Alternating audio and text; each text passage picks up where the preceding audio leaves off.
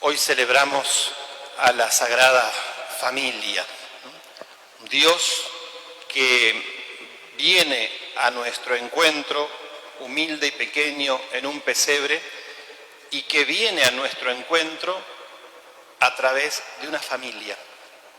Dios asume nuestra naturaleza humana y por eso, si bien Él podría haber entrado en el mundo de otra manera, como es Dios, pero eligió entrar al mundo, a nuestra historia, en una familia, como entramos al mundo todos nosotros, a través de un papá y de una mamá. Y el Evangelio de Lucas, que la Iglesia en la liturgia nos propone para nuestra contemplación, forma parte, este pasaje, de los textos de los evangelios llamados evangelios de la infancia. El primer mensaje de la comunidad cristiana, allá la de los orígenes, los apóstoles y los primeros seguidores, el primer mensaje era: Cristo murió y resucitó. Ese fue el mensaje primero y central. Luego, con el paso de los años, la comunidad se fue preguntando por los orígenes de Jesús, cómo había sido su nacimiento, cómo había sido su vida previa a la entrega en la cruz. Y así surgen los pasajes, los textos que nos hablan de la infancia. Seguramente el evangelista Lucas habrá recibido de María este pasaje, esto que nos relata hoy a nosotros. Esos evangelios de la infancia van, en el caso de Lucas, desde el momento de la encarnación hasta este momento, porque dice: después se van a Nazaret. Y desde ahí, desde que se van a Nazaret hasta el momento en que Jesús comienza a anunciar el reino, comienza a llevar adelante la obra por la cual el Padre lo envió, es un momento de silencio, que no sabemos nada, y es lo que se conoce como la vida oculta de Jesús. Y luego vienen, desde el momento en que Jesús, en el caso de Lucas, comienza el anuncio, el viaje que va desde Galilea hasta Jerusalén. Esa es la vida pública, la entrega de Jesús en la cruz. Y hoy Lucas nos muestra a José y a María, este José que el Papa Francisco habla, ¿no? Llama el custodio de Jesús, el que va a cuidar al Salvador, y van a cumplir con lo que está ordenado en la ley de Moisés. A los 8 días debían circuncidar al niño y era presentado en el templo. Ese es el momento en que todo varón judío pasa a formar parte del pueblo de la promesa. Jesús es Dios, no necesitaba, pero como asumió nuestra naturaleza humana, asumió todo, también va a cumplir con la ley. Y es presentado al templo. Lucas dice: cuando llegó el momento de la purificación, y ahí falta una palabra, es la purificación de ellos. Él pone esa palabra, y ese no es, para Jesús no es momento de purificación, es momento de presentación. Y a veces se confunde ese momento con la purificación de la Virgen María, pero eso era a los 40 días del nacimiento, que toda mujer debía hacer un rito de purificación después del parto. Estos son 8 días. ¿De qué purificación está hablando Lucas? Los evangelistas, cuando componen los evangelios, pensemos que los evangelios son los libros de catequesis de la primera comunidad cristiana. Entonces, están armados pedagógicamente, están queriendo transmitirnos algo. Lucas tiene en mente probablemente un pasaje de los profetas, donde ustedes saben, los profetas siempre fueron la piedra en el zapato o del pueblo en general de Israel porque abandonaba la alianza, o de los que estaban en el templo. Y hubo un profeta que les cuestionó a los sumos sacerdotes, a los que estaban en el templo, los ritos, y decían que ellos habían profanado el templo, habían profanado el culto. Algo parecido a lo que hace Jesús cuando derriba las mesas de los cambistas y los vendedores de palomas. Perdón. Porque dice, ustedes hicieron del culto un comercio, lo han profanado. Y los mismos profetas habían dicho que Dios mismo entraría en el templo para purificar el templo. Entonces ahí está la llave de lectura, porque lo que está diciendo Lucas es que el momento en que Jesús es presentado al templo, cuando se cumple con esa ley de Moisés, se está también cumpliendo esa profecía. Dios mismo está ingresando a su templo para habitarlo y para purificarlo. Lucas de esa manera le está presentando a su comunidad y nos presenta a nosotros que ese niño envuelto en pañales y llevado por su papá y por su mamá al presentar al templo, ese niño es el mismo Dios, que así, de una manera tan simple y tan sencilla, está ingresando al templo para purificarlo. Esa es la enseñanza que Él está mandando ahí a su comunidad y también a nosotros. Y al mismo tiempo también Lucas nos enseña a nosotros que Jesús, siendo Dios, cumple con la ley. También nos dice a nosotros que siendo hijos de Dios por el bautismo, por más que seamos hijos de Dios por la fe, también debemos cumplir la ley. Y luego dice Lucas que en ese lugar se presenta este anciano Simeón, al que Dios le había prometido que no moriría sin ver al Salvador. Y dice, Simeón movido por el Espíritu Santo, porque el Espíritu Santo estaba con él, o estaba en él. El Evangelio de Lucas, todos los evangelios tienen al Espíritu Santo, pero el Evangelio de Lucas lo tiene presente muy fuertemente. Es el Espíritu Santo el que obra y María concibe al Salvador. Es el Espíritu Santo que lo mueve a Simeón a encontrarse con el Salvador.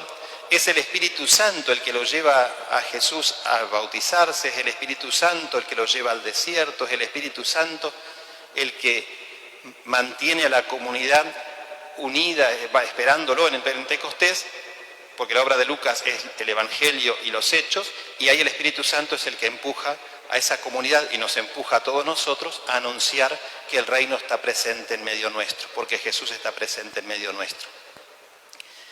Y Simeón alaba a Dios porque él ve en ese recién nacido al Salvador. Y luego le dice a María unas palabras muy duras: una espada atravesará tu corazón, porque este niño va a ser causa de tropiezo y de elevación para muchos, y así se va a conocer los pensamientos íntimos de muchos.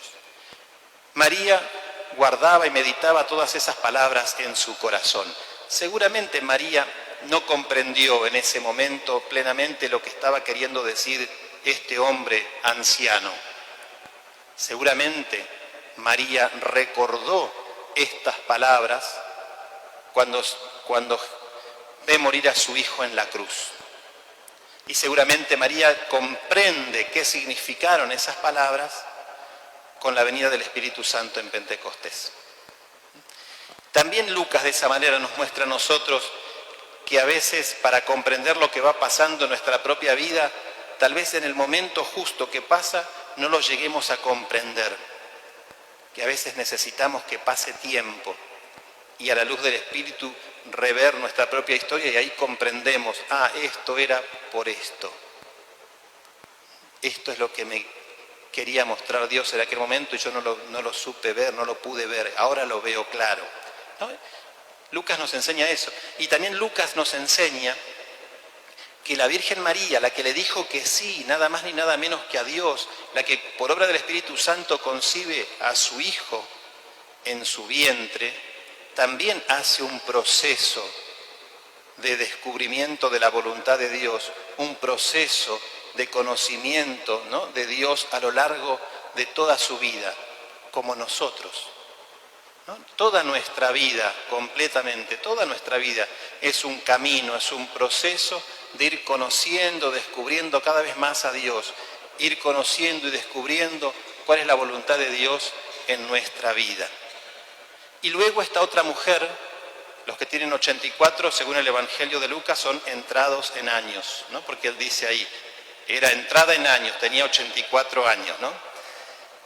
Esta mujer que también reconoce en ese recién nacido al Salvador y alaba y le cuenta a todo el mundo.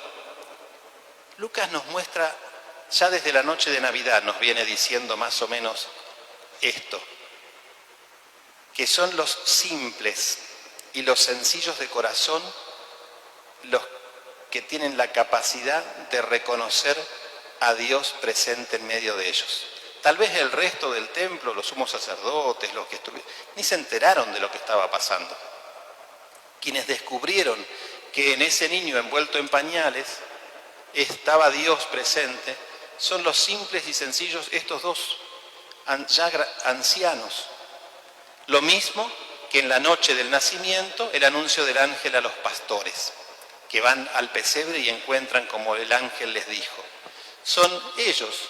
Entonces hoy Lucas también nos dice a nosotros que si queremos descubrirlo a Dios, tenemos que tener un corazón simple y sencillo. No ser tan rebuscados, porque a veces le damos la vuelta y vuelta.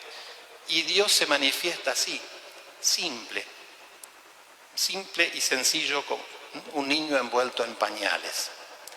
Que en este día de la Sagrada Familia, donde Dios hizo de esa familia, ¿no?, un sagrario, porque ahí está, la santificó, ¿no? Está el mismo Dios presente. Desde aquel momento que esa familia es sagrada, toda familia es sagrada. Por eso hoy Dios nos invita a valorar y a cuidar a nuestras propias familias, ¿no? Cada uno tiene su familia. Y si miramos las familias, la propia, tenemos de todo adentro de la familia. Y a veces discutimos, a veces nos peleamos, pensamos distinto, pero es nuestra familia. Yo la puedo criticar porque es mi familia, pero que otro no me la toque, que otro no me critique porque es mi familia, ¿no? Entonces hoy Dios me dice, valora esta familia que Dios te dio y cuídala, y que nada ni nadie divida esa familia, que nada ni nadie estropee esa familia. Entonces yo creo que estamos en un tiempo muy especial donde, bueno, el estar más en casa por ahí hizo aparecer algunas cuestiones que a veces cuesta llevarlas adelante, pero hay que pulirlas, hay que rezarlas y hay que saber aceptar al otro como el otro me tiene que aceptar a mí. Y esa es la familia en la cual Dios me quiso. Esa es la familia que Dios me regaló. Esa es la familia que tengo que cuidar, ¿no? Y a veces nosotros, que por ahí somos medios temperamentales, en la noche de Navidad, bueno, ahora que hubo menos gente, tal vez, cuando hay menos gente hay menos posibilidades de que salgan esos temas que mejor no hablar, ¿no? Pero qué importante es que podamos hablar lo que venga sin dividirnos, ¿no? Porque nosotros muchas veces nos peleamos por alguna idea política generalmente, o de religión, y la familia vale mucho más que todo eso, ¿no? Nos discutimos por políticos y resulta ser que después esos políticos se juntan y nosotros seguimos divididos. No tiene ningún sentido. No tiene ningún sentido.